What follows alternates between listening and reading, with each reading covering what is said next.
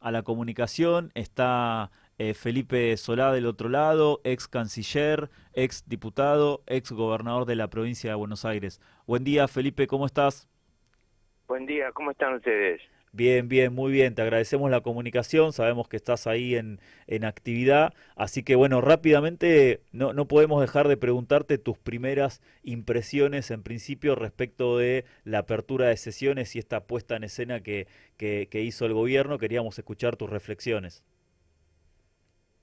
Yo diría que el título de lo que escuché anoche y vi es: Milei fue al Congreso a patotear, a mentir, a dividir a los argentinos y ocultar la realidad. Es el título. Bien.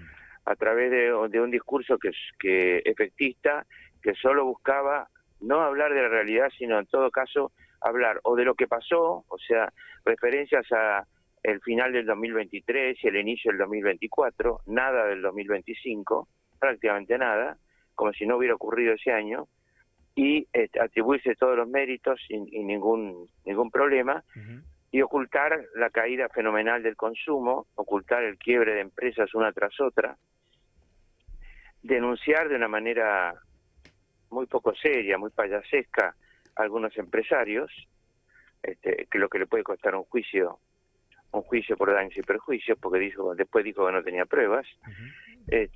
y ocultar básicamente lo que le pasa a los jubilados, ocultar el desempleo, ocultar el aumento de la pobreza a raíz de una maniobra del INDEC, denunciada por mucha gente, que tiene dos maniobras. Una, seguir usando un modelo que no indica la verdadera inflación, sino un modelo del 2004, y no reemplazarlo, lo que provocó que se fuera el interventor, digamos, el director del INDEC, Labaña. La baña. Es decir, que están falseando, están falsificando la inflación, lo cual es una estafa, claramente una estafa a todo el pueblo argentino. Y segundo, hay un empalme, hay un falso empalme de series, ¿no? Que hace que parezca que los pobres ganan mucho más de lo que ganan, si lo comparás con la forma que se medía hasta el último trimestre del 2025. De golpe cambiaron las bases, la forma de tomar las cosas y no lo dijeron. Entonces le dijeron a Milei: aprovechar que dan menos los pobres, pero no son ciertos, es una mentira que repite cotidianamente. El decir mentiras, agredir permanentemente, insultar, patotear y decir que todo aquel que no está de acuerdo con él es un cuca corrupto, y decírselos en la cara directamente, chorros, ladrones, palabras de un presidente, es una metodología de la ultraderecha en el mundo, adoptada por Trump desde hace mucho tiempo e imitada por Milei. Ataca, ataca, ataca, miente, miente, miente, que de esa forma la gente se va a confundir, y no va a saber cuál es la verdad. Milei nunca ha buscado la verdad, nunca, jamás. Sí, bueno, hace un ratito justamente hablábamos de este apego incondicional de Milei al gobierno de Trump y un poco la repetición de las mismas medidas, pero en una forma mucho más degradada, casi payasesca, ¿no? Digo, Trump impulsa el ICE y acá se hace una especie de operativo de control migrantes. Hay ahí una especie de paso de comedia, ¿no? Medio una repetición un poco degradada del gobierno de Milei El respecto. gobierno, Facundo, el gobierno no tiene personalidad.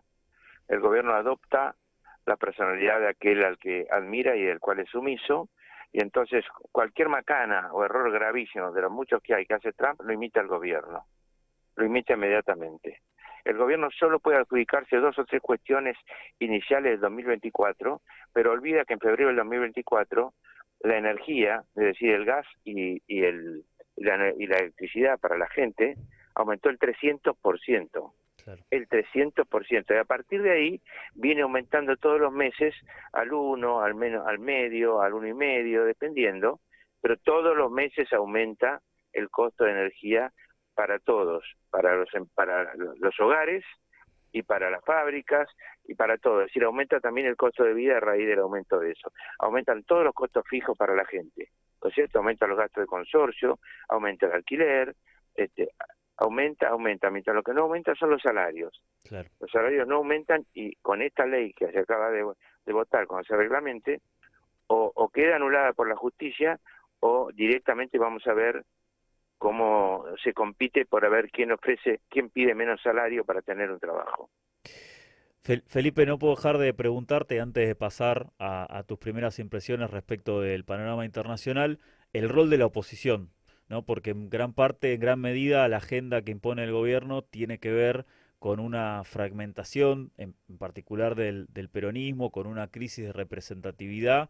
Pero bueno, ¿cómo ves esta posibilidad de que se reorganice básicamente el peronismo con las fuerzas que siempre o que se pueda sumar para, bueno, de cara al 2027 poder tener una fórmula competitiva? Por ahora el peronismo está partido geográficamente entre la provincia de Buenos Aires, La Pampa y algunas otras, Formosa, etcétera, tal vez Santiago del Estero, y las demás que se venden a Milei, se venden, canjean sus votos a leyes que modifican completamente la situación de las personas en la Argentina, con tal de tener plata para pagar los salarios, etcétera. Es decir, una extorsión permanente admitida por los gobernadores y nunca denunciada. Esa es una situación real y no hay que exigirle al peronismo demasiado ante esa situación en la que se ve absolutamente en minoría en los votos en el Congreso. Ha luchado en el Congreso con mucha unidad de los bloques justicialistas, pero la verdad es que contra la traición no se puede. Entonces hay que esperar, lo cual no quiere decir que no vaya a venir un cambio. Por supuesto que va a venir un cambio. Y el cambio va a venir por la situación económica, por el cambio de la gente frente a la situación económica y paulatinamente por la insistencia del gobierno en plantear, como planteó ayer, un futuro extraordinario que planteó el presidente ayer, sin hablar del presente tremendo que vivimos en Argentina. Bueno, cuando la gente empieza a darse cuenta, la cosa va a cambiar. Elegir de nuevo un presidente como este va a ser difícil. Bien. Bien, bueno, y finalmente la idea de la entrevista o de estos minutos con vos era tratar de aportar algunos elementos que ayuden a comprender el contexto internacional y particularmente con la noticia que nos amanecimos, nos despertamos el sábado, que es este ataque de Estados Unidos conjuntamente con Israel a Irán. Bueno, a partir de tu experiencia como canciller y como un estudioso, digamos, de los temas nacionales, pero también internacionales, ¿qué elementos o qué primeras impresiones tenés? Bueno, Estados Unidos estaba discutiendo en Omán, con la intermediación del país de Omán, un país árabe, un pequeño país árabe, estaba discutiendo con Irán la situación nuclear, el armamentismo de Irán, cómo era, qué futuro tenía.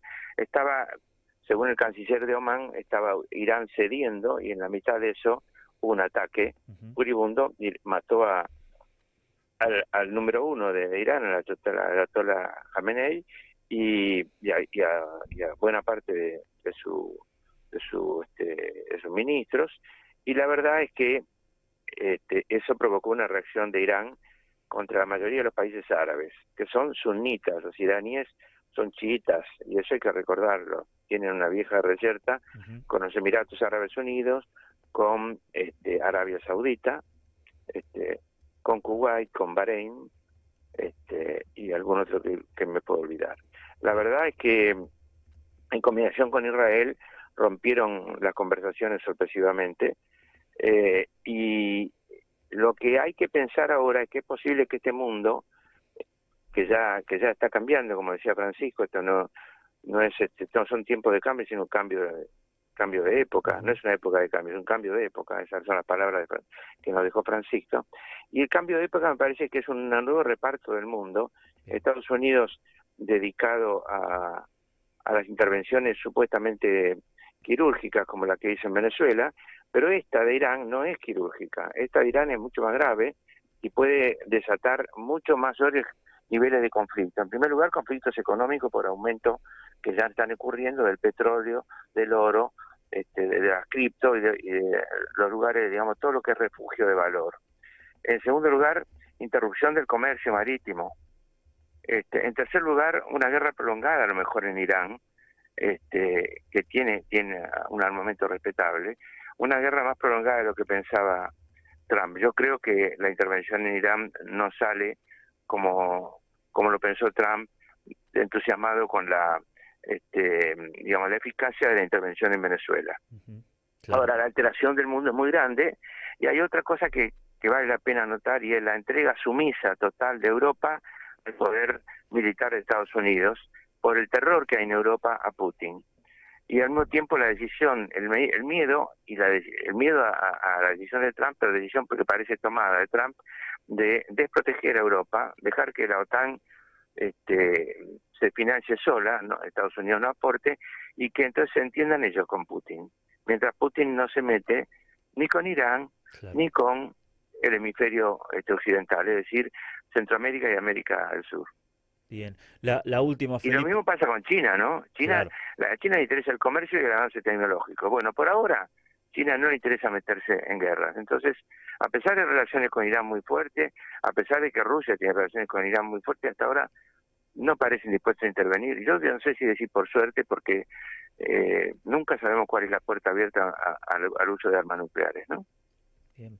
No, la última para algún distraído o distraída que, digamos, no comprenda o tal vez no pueda ver las consecuencias que puede traer una guerra o este ataque en nuestra vida diaria. Recordábamos un poco lo que había pasado con el Frente de Todos y cómo esto puede generar inflación. Bueno, ¿qué consecuencias crees vos que podemos llegar a ver en el día a día o en nuestro país en lo inmediato o en el mediano plazo?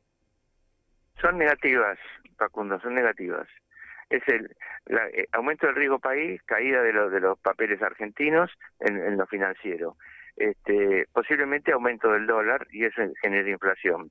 Aumento de los combustibles derivado del aumento del petróleo, compensado en parte con exportaciones de petróleo de Argentina y de gas. Pero yo no sé hasta dónde compensan en este momento. Sí sé que hay aumento de los fletes y Ujú. posiblemente ausencia de